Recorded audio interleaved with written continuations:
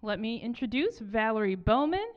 She is most well known for her Regency romance novels. Her most recent novel, The Duke is Back, Book 6 of the Footman's Club series, came out April of this year.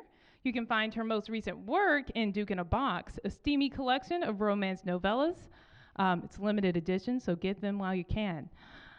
Valerie grew up in Illinois with 6 sisters and an outrageous supply of historical romance novels. The second she could escape the cold, she moved to Florida and has been here ever since. She lives in Jacksonville with her family, and when she's not writing, she keeps busy reading, traveling, and enjoying crazy reality TV and PBS. Yeah. Valerie will be joined in conversation with another local author, Jessica Hatch. Jessica is a professional, yes, over here, a professional freelance editor and novelist with more than a decade of publishing experience. Her debut novel, My Big Fake Wedding, debuted this year at #1 on Amazon's humorous American literature charts. Her next book, How to Keep a Husband for 10 Days, comes out in February. When she is not writing, you can find her jogging on the Riverwalk or planning her next international trip. Jessica, I leave the rest to you. Thank you so much, Imani, for those intros. I really appreciate it. Valerie, I'm so excited to be chatting with you, chatting with you. Yes, thank you. Yeah, no worries. So the first thing I want to ask you, we all write in our genres. You've written, over 25 books at this point? Yep. Primarily in Regency romance. Yes. So what is your favorite thing about writing these books? Like, what draws you into the world and brings you back every time to write more of them? Well, I grew up reading historical romance, so I always loved it. But I just love the kind of pageantry, and we don't do the kinds of things now that they did in the Regency, which we don't have to get dressed. Although I will say my husband had to help me button this my Kohl's dress tonight. So, and I said, I do not have a lady's maid. I need you to help me. I really did say that.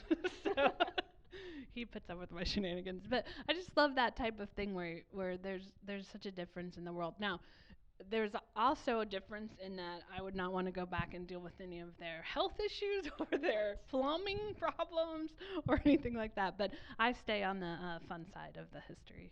Absolutely. And I have some questions about that we're going to dive into in a bit. But yes, it's nice to not have to do up all of those buttons with a lady's maid. But I do love the florography, rules to different colors and flowers and all that too. But speaking of these things, how do you do your research? What is your best tip for when you're researching historical fiction? Do you open up Google, or do you go to a library? Do you do a little bit of everything? I do a little bit of everything. I have a lot of books that I've research books that I've just collected over the years, and a lot of them are old English books. So I'd have to buy them and send away from them. Then weeks later they'll come. And so I've kept all of those. But I do a lot of when I'm writing. I never let research slow me down because I could get into a rabbit hole that I never get out of. So I'll type and then I'll say to a note to self, look this up and make sure this really would have happened, or figure out what the law would have been for this or that, and then I'll just highlight it and I'll keep writing a story. So I do that a lot. But yeah, I have books. I'll Google some things, and then I'm a member of a group called the Regency Fiction Writers, which was an offshoot of the Romance Writers of America. And there's some women on that loop who it's kind of like an online chat type of thing. They know everything about the Regency. I mean, just everything. So if there's something really obscure, I just go there and ask them.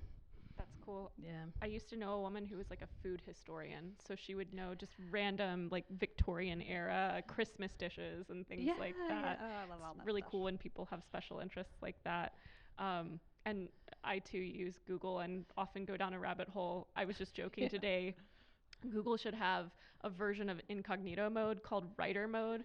Yeah. So even if your FBI agent is still monitoring you, they know hey, there's a reason I searched how to steal a watch. I know. I've searched some crazy things. It's just ridiculous. Yeah, just don't worry about it. It's fine. Yeah. So to prepare for this chat, I dived into your Whitmoreland series. I'm definitely going to be looking into more of that because I loved what I read. Thank you. The installment I read was The Duke Deal, which I believe is your installment or your selection in Duke in a Box? That's correct. Yeah. Okay. So Duke in a Box is a group of novellas from 12 historical romance authors, and I'm one of them. And my story in Duke in a Box is called The Duke Deal, and it is the first book of my new series, which is The Whitmore Lens. Fantastic. Yeah. I loved it a lot. Thank you. Not to give too much away, but in it, a couple pretends to still be married, even though they've had this major falling out. Like, the powder keg of drama is real. And I love that this is like a play on a common trope in the romance genre. And it was so funny, like the synchronicity was crazy because it actually informs the structure of my second book, which is, like Amani said, is coming out in February. But tropes are such a that. yeah. I love that trope. Yep. Yeah, and I was, like tropes are such a beloved part of this genre, and they're great fun to morph into a whole lot of different varieties and different directions. So I wondered if you could talk about your experience either writing to tropes or writing against tropes. Like, how much do you engage with them in your novels? I love tropes, and I will just and one of my favorite tropes is reunited couples, or what do they call that? What is it? Is there another word for it? Anyway, second chance. Thank you. Thank you. Thank you. Second chance romance. Yes. Thank you. It's the end of the day. I'm blanking. I'm like, I don't Second chance romance. It's where they were together and then they were apart for years or months or whatever, and then they get back together, and it's just that's my catnip. So, I write a lot of those in this book, or the Duke Deal actually is that, yeah. And so tropes in general, yeah, I pick all sorts of them. Some of them are not my favorite, but I think I've written probably most of them by now, the really popular ones. The Footman's Club series, which is the first book, and that's my completed series. It's based on mistaken identity.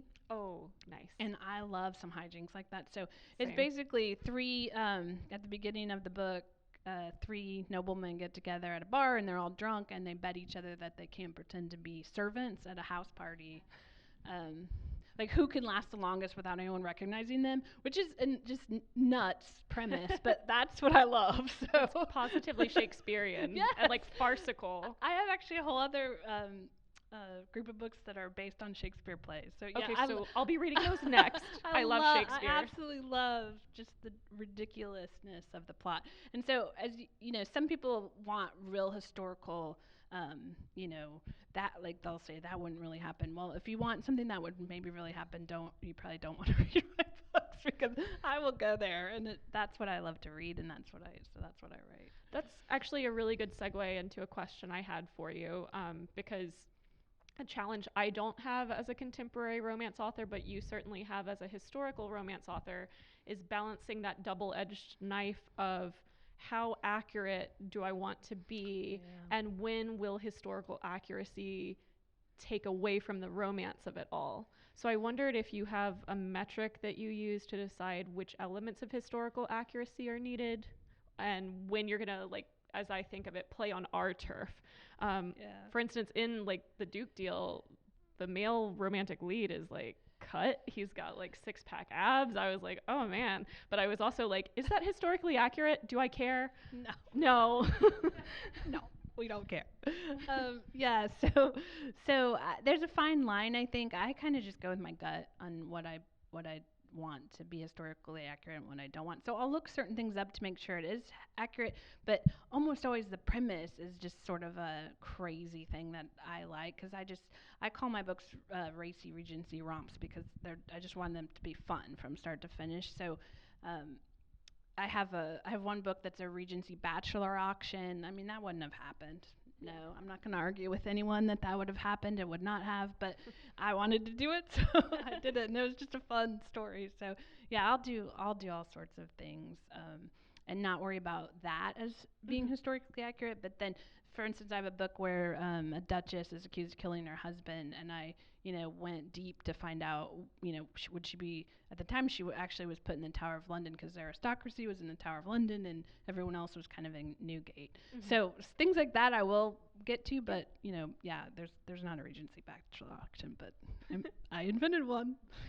And I guess that, in a way, going back to the tropes of it all, that is a way that you play against trope. You're like infusing a new take on things like second chance romance and fake identity. Do you ever do more to just like turn those tropes on their head, play a little bit outside the lines?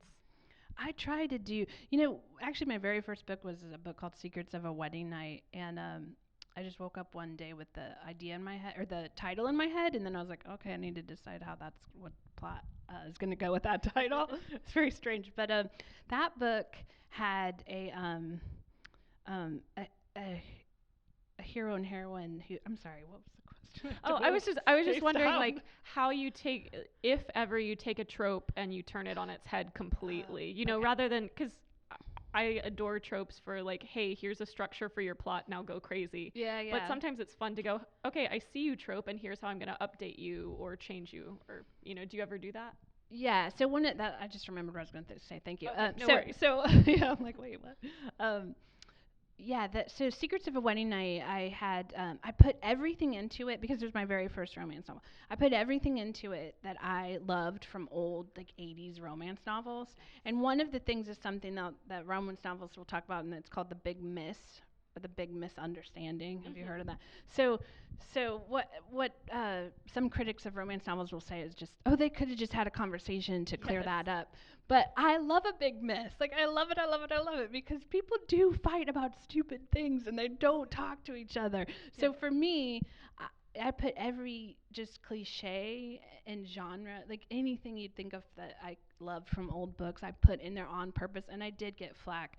There's a big miss, this and that, that's from the 80s, but I did it all on purpose. So it was like a love letter to the romance novels you grew up reading. Yes, absolutely. Yeah. Absolutely. And also, I get it, but like the big miss is the romance genre's version of the horror movie where it's like, don't go back in the house. What are you doing?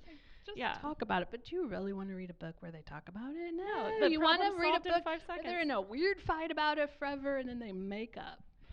It's really and here is where I'm jealous of you, because the contemporary romance, like now we have more technology where you can solve something in a text message. Yeah.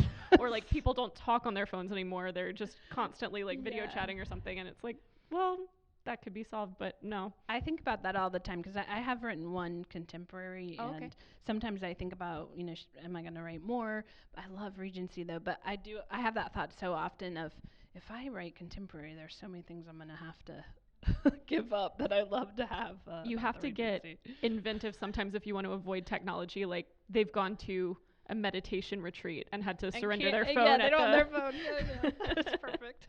Yeah. Feel free to have that. I don't think I'll be writing anything about a meditation retreat anytime soon. Okay, thank you. So you talked about the Bachelor auction, and I have to confess to the audience, I am still a Bridgerton virgin. Don't hate me. I'm sorry. But that sounds like something that would happen in Bridgerton. In fact, I think it does. So I wondered, that's a hugely popular show based off a series of Regency novels. So do you think that show, like, did you see an uptick in sales after Bridgerton came out? I mean, Regency has always been around, but... Yeah, Bridgerton is exactly the type of thing I write. So that's the exact same time period. It's the same... And actually, Julia Quinn's style isn't too different, or I should say my style's not too different from hers. Just say she borrows from you. No, I would never. Sorry, I will say that. Okay, you can say that. Not putting those words in Valerie's mouth. So my books are very dialogue heavy and kind of fun. I'd like to think they are, at least, and that's how Julia Quinn's books are. I'm a huge fan of hers, and Bridgerton's just fun all day long, and just watch it. You're gonna love it. Okay. It's like a Regency soap opera, and I cannot love soap operas more. So I will when I'm done with Crown season 5. Then I'll turn to fair enough. Definitely an Anglophile in my Netflix consumption. But yeah, Bridgerton has absolutely pushed the books. It's kind of the tide has risen for all Regency novels because of that. That's fantastic. Yeah. Like, thanks, Bridgerton. Exactly. And I think Bridgerton is a good segue to sort of talk about the female gaze. Like in film, the male gaze is such a problem, and there's been, like, Laura Mulvey talks about, like, women being objectified in film. Yep. But then it's kind of fun to turn that on its head in these romance novels. And in the Duke deal, there's a scene early on where the female main character, for lack of a better term, gets to objectify a very sexy male body. And I felt like when I read that, it was a masterclass in like steamy writing. Oh, because like I want her to get together with the snack. yeah. Not only because I want her to be happy, but because then I, as the reader, Yes. get together with the snack. Yes. So could you talk about what considerations you make for the reader to relate to your characters? Do you just focus on, okay, I've got to put her in the female main character's slippers, or do you try to give us an affinity for both romantic leads? I try to do both because I do switch back and forth between the point of view of the heroine and the hero. So both, but it's interesting that you brought up the female gaze with regards to Bridgerton, because I've read many times that Shonda Rhimes, who of course is the show producer and a goddess as far as I'm concerned, she made sure that Bridgerton was absolutely filmed from the female gaze. Yep. And if you watch it, I've rewatched it, of course, because I loved at least the first season, and you can tell it's all from the female gaze. So even the shots of the Duke being naked are all from the female gaze. And when you watch it, you're just like, that is from the female gaze, and I love it. This was filmed with me in mind. Yes, yeah. Yeah. And that's due to Shonda Rhimes. And of course, she also does the wonderful thing of where she did colorblind casting, which Yes. so excellent. Yeah. Actually, do you want to talk about that? Is that a consideration in your work, that, or something that now that you've watched Bridgerton and have been like, hey, this is a great idea, colorblind casting, you've considered that in your work moving forward? Yeah, absolutely. All of so many of my friends who also write Regencies, we're all very aware of that, and we're moving toward that. The covers are all going to be different.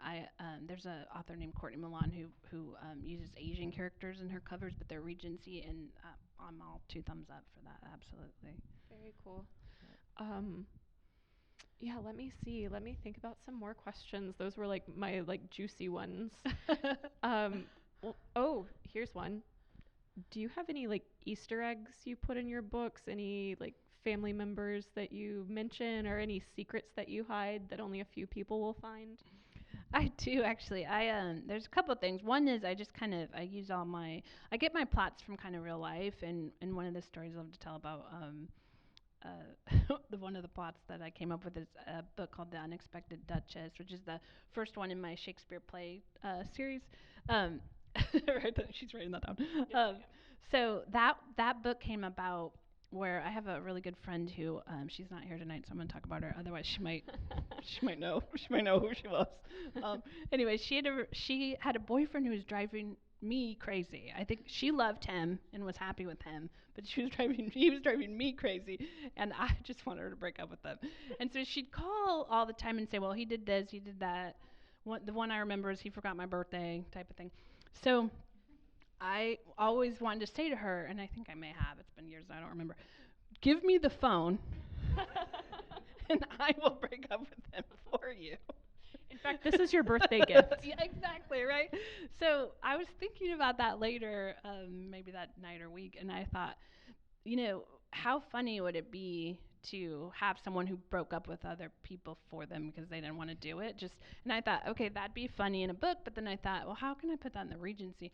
And what I ended up coming up with was my character Lucy Hunt, who's the heroine of that book. She's very outspoken and blunt. I kind of based her off my best friend. And she was like, she ended up being like the reverse of Cyrano. So that's what I decided to do. So instead of trying to get a couple together, she's trying to get the hero to get away from her best friend. And so she's hiding in the hedges saying like, tell him this. And her friend's super nice. So she's like, I can't tell him that, Lucy. So that was kind of the idea that I came up with. So I do, if people are watching really closely or reading, they might recognize themselves in my books. But the other thing I do in all my books is I put the name Mary in every single one. Oh. And I'm not even sure why I do it. But my critique partner's named Mary, so part of it's a nod to her for sure. But I just started doing it in the first couple, and I never don't have a Mary. That's cool. And, if you're reading it and it's not an Easter egg that's obvious to you, it's like, yeah, that was a common name. Yeah, it's a still very common name. Yeah. That's very cool. Yeah. No one's really ever asked me about it, but I wonder if people notice now that if I say it. There's going to be a deep, deep fan club of Valerie Bowman with like the Charlie Day from It's Always Sunny like tack board. Like, what does it mean? What does it all mean? What is she doing? Yeah, I like doing that too. I had a friend who helped me through some stuff this year while I was writing my second book, and I have like a little thank you, Catherine, in there. Right, You know, like a character says that in dialogue. Oh, that's cute. Yeah, I Yeah. love stuff like that. That's Yeah. just fun. It's like a fun thing to get to Right. do when you're a novelist. There's so Exactly. many. Have you read Matt Bell's craft book that came out this year, Refused to Be Done? No, I haven't heard of that. Okay, he has this really great line in there where he said, like, he's talking about all of the drafts he thinks you should do, at least 3 before you're like sending it to betas. And he writes in literary fiction, so that's a little different than either of us. Right. But he was saying, you know, read it through, do a celebratory read, because once it turns over to your agent or your editor or your betas, like, then it's not just yours anymore. So Right. it's fun to like have those little things that are just ours. It is. Yeah, it's fun. Yeah. And actually, maybe we could switch tacks for a little while, because I know when I was an aspiring author, I came to a lot of these to sort of get craft lessons on the Yeah. fly. So I wondered, you know, what advice would you give to aspiring Valerie Bowmans, you know, like writing in general, but also maybe writing romance? What do you wish you'd known when you were starting out? Well, what works for one person doesn't always work for someone else. So, but I will say what worked for me, which is first of all, I joined the Romance Writers of America, which is a writing organization. So whether that one or another one, there are so many writing organizations out there for all sorts of writing. So mysteries, horror, all if you're looking to write anything, there's probably a group for it. And then, so that for sure helped me, because without the Romance Writers of America, I wouldn't have been able to get published. I wouldn't have known enough. And I met some of my best friends there. Sheila. Sheila sitting in the front row. So that for sure, I would say. And then for me, what worked, and I know this doesn't work for everyone, because I've had people tell me that they would never do this. I got my hands on every single craft book, meaning books about how to write, and read, I probably read 50 of them, one after another, one summer. Wow. And, yeah. In a row. Yes. That's my head would be swimming, because it's like going down a buffet line and studying the way the garlic is on this thing, and then over really here. did. Yeah, Wow. It was a lot. But I can tell you that when I read writer, because I'll do I'm a mentor for Romance Writers of America, Regency author, and some other things like that. When I read authors' work, I can tell if they haven't read the books. Yes. I can tell. And I could probably tell you which book you haven't read, actually, too. So, and by the craft books, you probably know, because you've probably read most of them, too. But there are some that are just very, very popular. And if you go Google how to write, they'll come up time and time again. So I couldn't even give you a list, because I don't remember all of them. But there's so many, and they're so important to read the really classic how to write books. So that's Yeah, I like to do if I'm between projects, I like to do one as a palate cleanser. I'm in awe of the fact that you read 50 in one summer. Like, that's that's just a guess, but it was a ton, and I keep reading them. I love Lisa Cron. She's written some new stuff. Yeah. So I continue to read them, but absolutely, for me, that's what really helped me get to the next level with my writing. But I have a friend who I've talked to about that, and she was like, I would die before I'd read 50 craft books, and she's well published. So it doesn't always work for everybody. Yeah, I had a freelance client who was like, I watch more TV than I read. That's how I've learned plot structure, which makes sense, because there's 3 acts in a television episode. Yeah, so absolutely. And you're a full-time novelist at this point, yes? Or no, I have okay. I have a day job. Yeah. Well, so do you write every day, or what does a typical writing week look like for you? I write when I'm writing, so I'm not always writing, and I'm definitely not one of these people who write every single day. And anyone who tells you to do that, tell them to shut up. Yeah, I agree. I feel like when people say that, they assume like I have leisure time, I don't have children, I don't have a demanding job. Like, I agree. That can be kind of elitist advice, in my opinion. Yeah, I don't love that advice. But because the way I have to write is I have to keep the story in my head. So I have to write it fast and quickly. Well, I have to write it quickly, and I have to get it all done. Like I can't just 2 months later, let me pick up where I left off, because I won't remember all even if I reread it, like it's just all in my head, really concentrated. So I've been known in the past I'll go to I'll get off work Friday night, go to a hotel, and be gone until Sunday night, and just write. Like I think the most I ever wrote was 30,000 words in that. That's weekend. really impressive. Yeah. And yeah, it's hard, it's long, but that's how I have to do it. So when I am writing, which I'm, like I said, it's not every day, I try to do 2,000 words a night after work. Wow. I'm not a morning person. No, me neither. So a writer that I really admire has a group that does morning pages, and I'm like, oh yeah. wish I could be a morning person. I would do this, but I can't. That's always the advice. Get up before work. Just get while you're having your coffee. I'm like, I can barely get up and get to work. Valerie, I did that once. I did that for about a month before like my brain finally caught up and said this isn't working. That's not good. I was sitting there, like I'd spend most of the hour and a half I'd gotten up early waking up, and then I'd have like 10 minutes of productivity at the end. I was like, this isn't for me. No, and you're right. Like that's why like when you say like what worked for you won't work necessarily for other people. And that's why I referenced it being a buffet. You go down the line, you pick what works for you. And it might not work for you forever. I don't know about you, but like I've had writing habits that change over time because it worked for me at 25, but at 33 it doesn't work anymore. Right. Yeah. My process has definitely changed over time. I used to do a lot more of the weekends. Now I don't do the weekends so much. I do 2,000 words a night, like Monday through Friday type of thing. Did you sort of like read the last few pages to sort of like refresh yourself?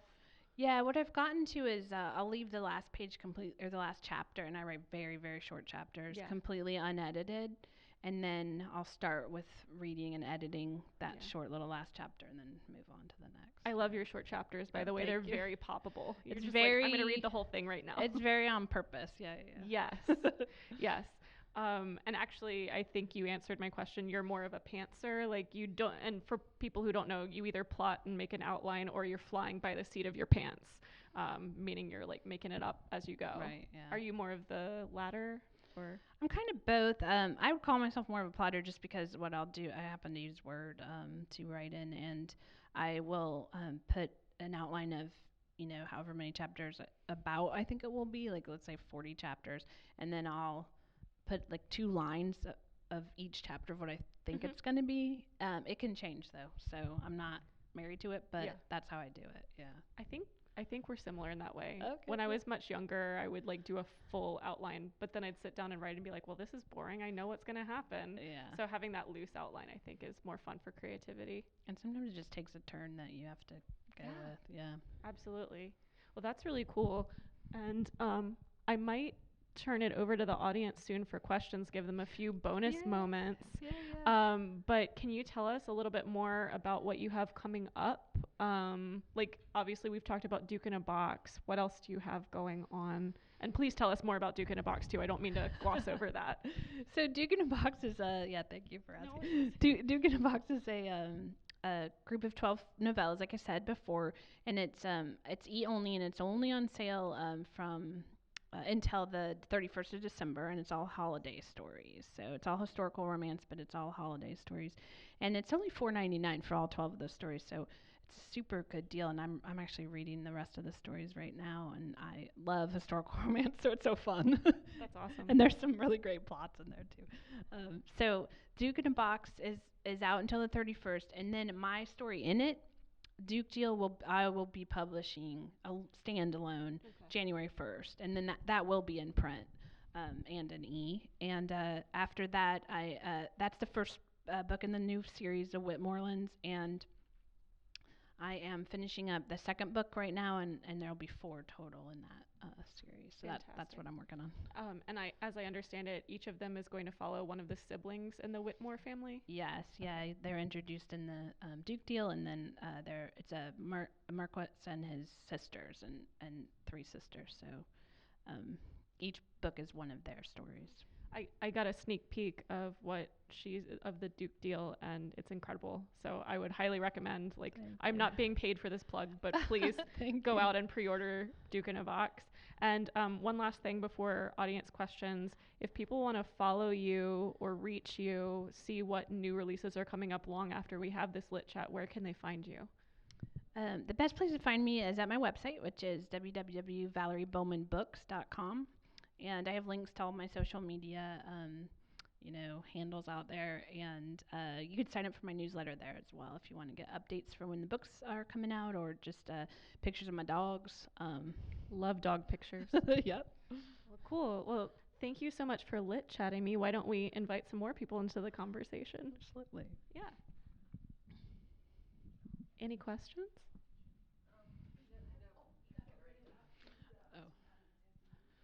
The questions are on the way.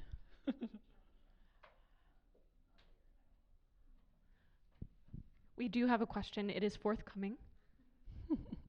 Oh, here's a question. Ooh. You up for an odd question? Yes. Absolutely. Oh, that's a great question. All right. Will any of your books turn into Hallmark movies? Don't I wish? Hallmark movies are Right? the best. Hallmark, I love them. call us. Come on. Call me Hallmark. That's true. Hallmark actually has a book division, publishing division, and I heard it just shut down. Did you hear no. that? Yeah, so that's sad. But I don't think it's going to keep their movies from rolling. So we'll still have it. The content machine is relentless these days. They need more movies constantly. Absolutely. Yeah. Thank you. That was a great question. Yep. Not that odd. Not for two romance writers. Yeah, we have another question. I love your shirt. There's a person in the audience wearing a Trekkie shirt, which is very cool. Okay, cool. All right. Are there... Oh, here's one that I was like, let's open it up to audience questions. It was on my list. Okay. Are there any other genres or romance subgenres you'd like to try out? Yeah, contemporary romance. I did write one. It's actually... What's that one called? It's called Hiring Mr. Darcy. So as you can see, there's still some Jane Austen up in there. I sense a pattern. It's about a college professor who is going to a Jane Austen festival with her college professor boyfriend, but he dumps her, and she has to hire a Mr. Darcy to go beat her boyfriend and his new girlfriend at the competition. And it's as silly as you would imagine. But that was fun to write because I didn't have to worry about any words. No. You were like, I can use were they whatever saying word I want. okay? I Were was they like- saying groovy? They weren't saying groovy. Yeah, I actually, at the end of my writing process, I have an entire list of words that I know I use because I just use them every day. And I have to search every manuscript to get rid of them because they were not used during the Regency. Do you ever get those well-intentioned but kind of like, oh man, I'm sorry that you sent that emails where it's like, hey, you used the wrong word? Oh my gosh, I got one. I get some about using the wrong word. I need to tell you this story about an email I just got very recently that's just insane. But because that's just a fun tale to tell. Absolutely. But I got one time from a man, and I should not be surprised that there are men out there reading romance novels, but for some reason I kind of was. And he said to me, "You wrote here, HERE, instead of here with the AR, right?" So I did, and I looked it up to make sure he was right, and I was totally wrong. So that's on my list now of things I check for. And he just was outraged, and I feel like there's some reason in the email he said, "I see this in these historical romance novels all the time," and I'm like, is this man reading historical romance to tell us all about here? So, I mean, what can you do? So I wrote back and I said, "I am so sorry. I'm sorry you had to read that. I'm sorry you had to see that. You are right, and I am completely wrong." And he wrote back again and said, "Thank you for being so nice about that." Oh my gosh. You just have to imagine how much guff he got back from the romance novels. Like, shut up and leave me alone. You're a much nicer person than I am, because I would have sent that same email, but with passive aggression dripping on every letter. No, that I went to typed. the mat. I was like, I was so wrong. I couldn't be any more wrong. Like, I just was like, I went there. Good for you. Good for you, man. Okay, cool. Like, was that the email you had to tell me about? The here Okay, email? no. So, Because I want to hear more about these emails.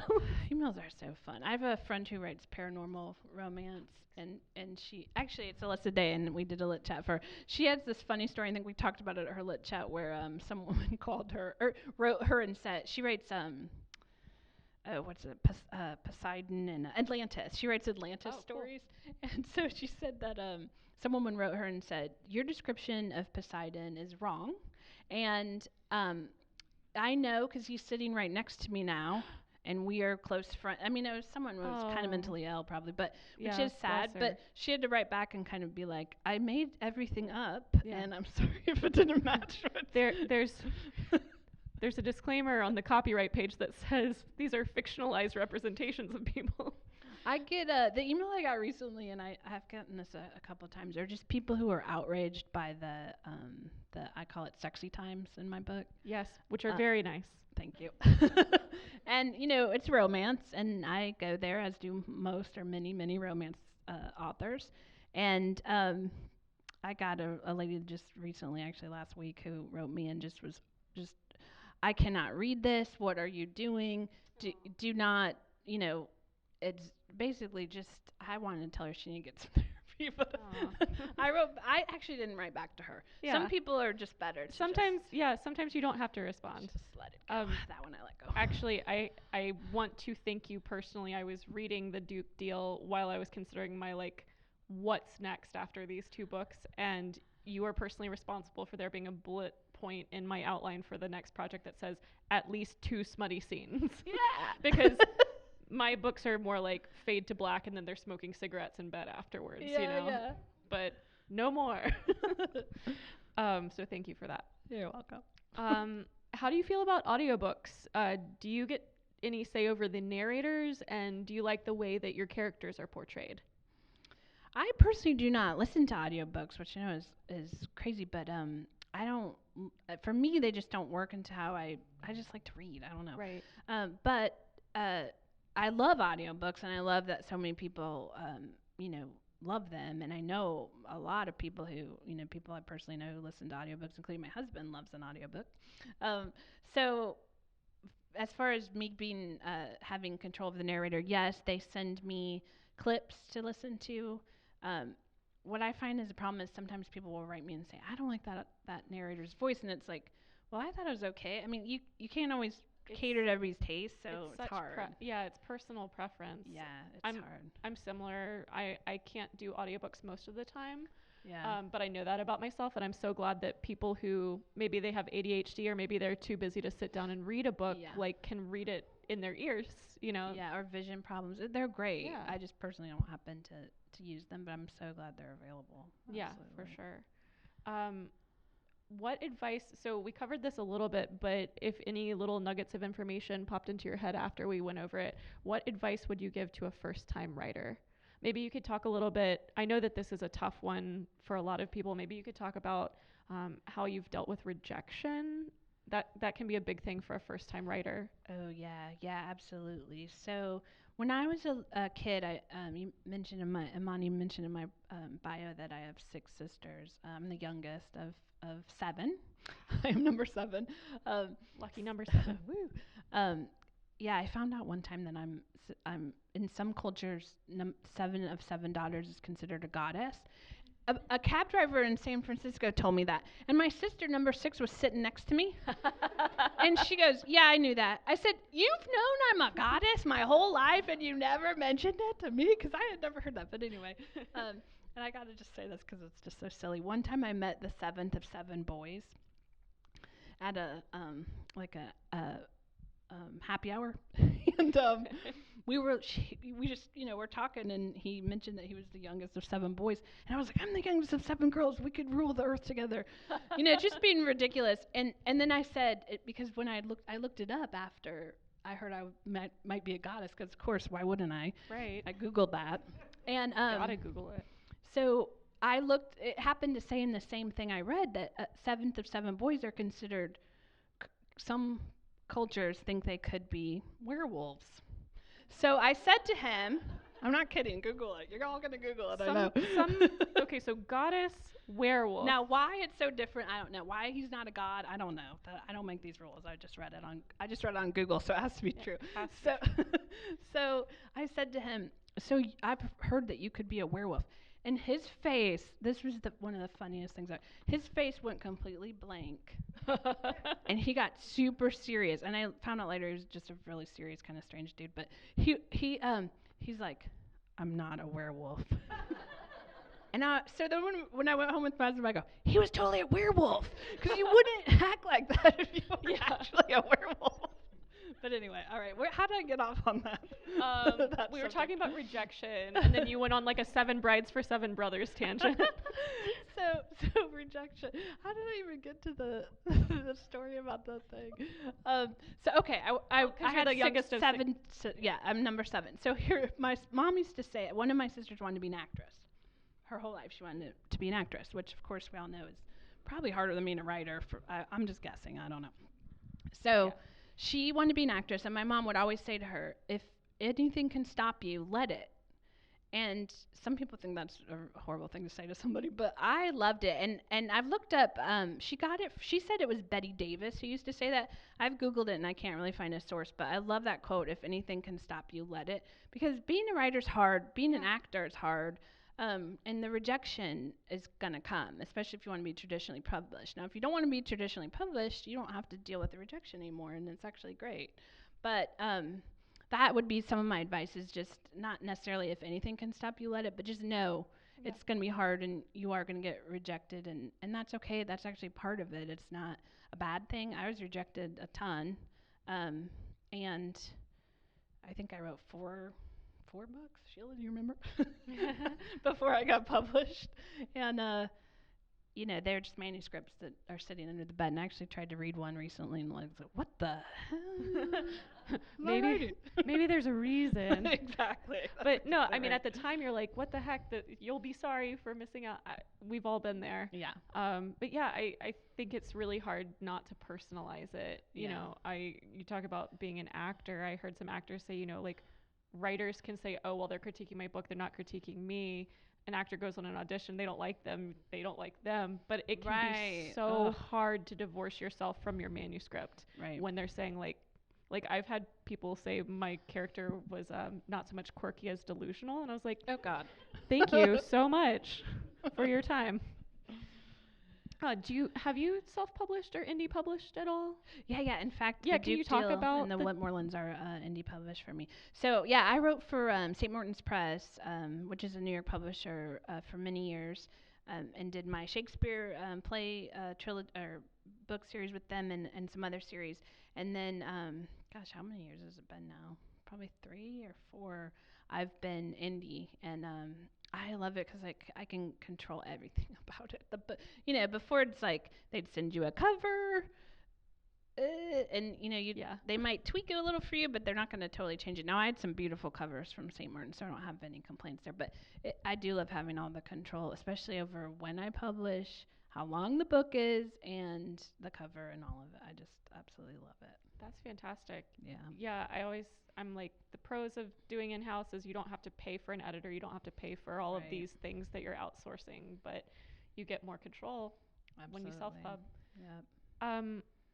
Speaking of sales and things like that, this person would love to hear about your first sales story and your journey to publication. So after those first 4 manuscripts you wrote, what happened next? Yeah, so I wrote those manuscripts, and the second one or the third one, actually, I think the second one, I got an agent with it. So I was querying agents. To get a literary agent, you basically send letters to literary agents in a format that's just, there's kind of like a boilerplate query format. Yep. And I got my agent, and the way I got my agent was I kept querying the top 10 agents for historical romance instead of, and I was very calculated with this. I made sure that, so I'd get rejected from all of them, and then I would write a new book and query the top 10 again. And then, so maybe it was my 3rd book that I finally got her, but basically, my theory was I don't want any agent, because you can keep going. Yeah, and go down and end the up list. with someone who isn't a real agent. They're just a person who says they're an agent, basically, to sum it up. And I wanted an agent who was selling to New York and was making good sales, and I wanted like a top tier agent. So instead of a lot of writers, if I had any advice, actually now I'm thinking about it, this would be it. Don't hold on to the first book you ever wrote too long. That's such good advice. First of all, if you're going to be an author and have a career, you're going to have to write more books. So too many I've seen authors will hold on to the first book and they can't let it go, and they want to work on it for 10 years.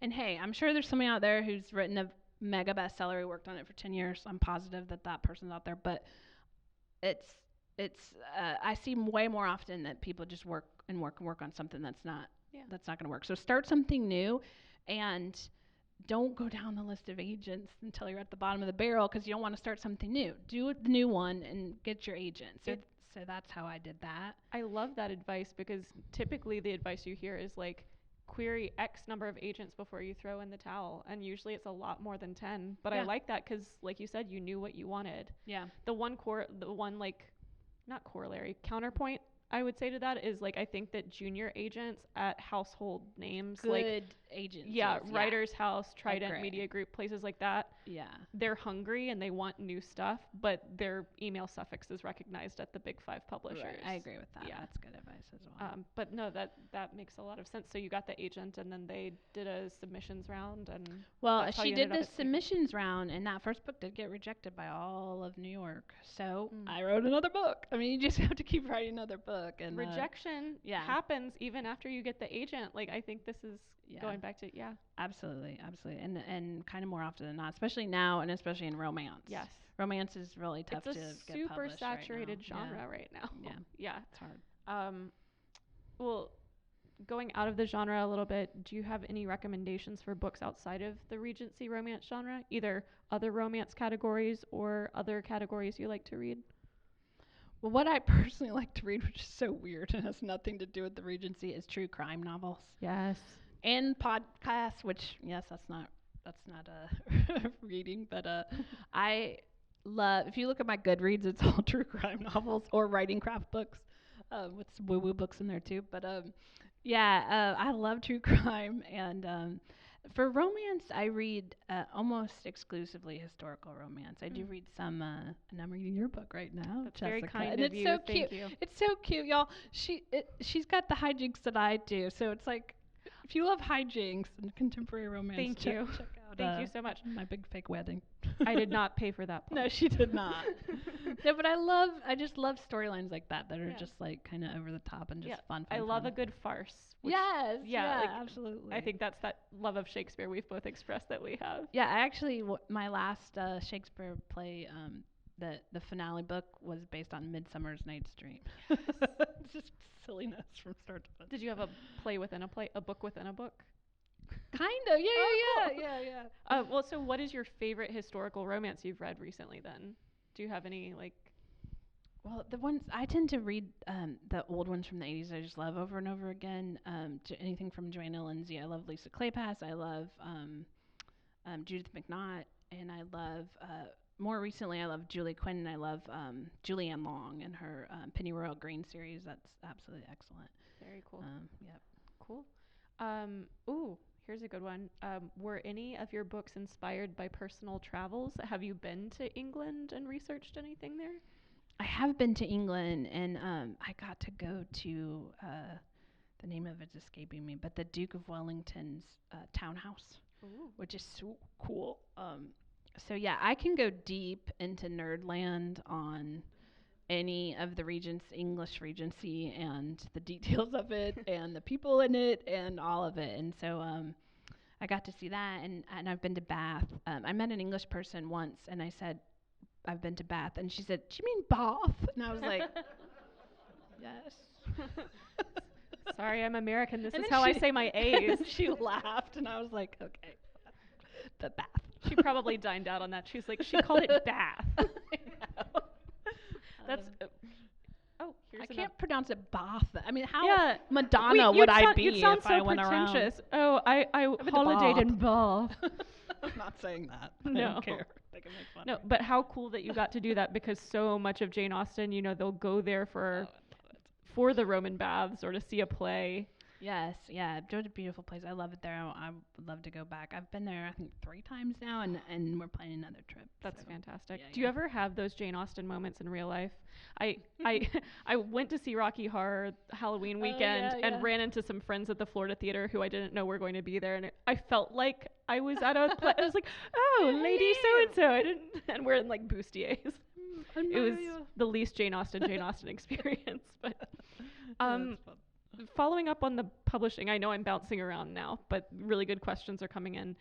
What is the best way to find an agent? Is it just the tried and true querying? Did you ever have luck at conferences? Well, if you go to a conference and you pitch to an agent, if it's anything that they represent, they'll probably say, send it to me, right? I mean, has that been your experience? Yes. So they'll say, send it, and so you're going to end up sending it with a query letter anyway. So if you're the type who does not want to go to a conference and be out and talking to people, which some of us who are introverts do not like. A lot of writers are introverts and then have to do extroverted things like this. Yes, that's right. So if you don't want to do that, I'm here to tell you, and it might be good news to you, you do not have to go meet them and find them there. I did not. I knew who my agent was from stalking her at conferences, but I had never pitched to her, and that is not how I queried her. I queried her cold through her agency website. So that is how you get an agent, is you go to agency websites. You can get on, is it Publishers Lunch? Yes.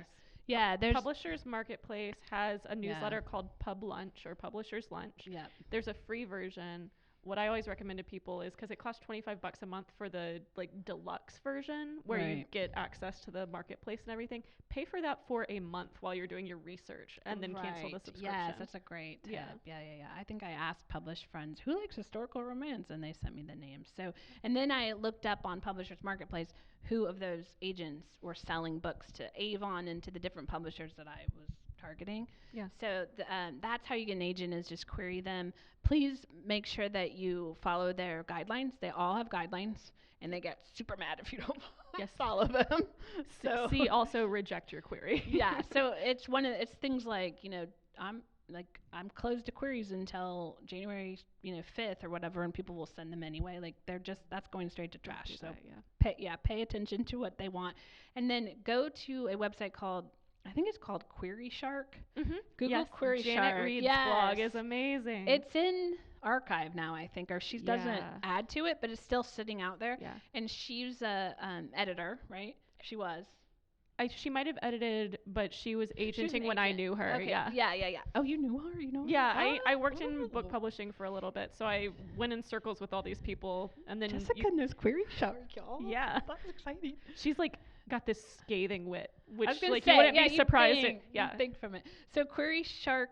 .blogspot.com. Okay, thank you. Yeah. So that, even if you don't want to get published, it is just fun to read it. I'm here to tell you, although I don't know, we're book nerds, so we probably like it. But it's basically an agent ripping apart everybody's query letter and making fun of it, and it's very educational. It's a learning experience, but it's also snark-a-doodle-doo. I mean, fun to read just because of that. For sure. And the fact that now you can't have your own ripped to shreds makes it a little more like voyeuristic and less, it's actually kind of fun to read if you're in that mood. And then also, I mean, now a lot of agents are on Twitter, so you can sort of like get a sense of their personality if they're even someone you want in your corner, because sometimes it's just not a good personality fit. And in the age of Twitter, there a lot of people are quitting because of I was going to say, it is called, they shouldn't rename it Quitter.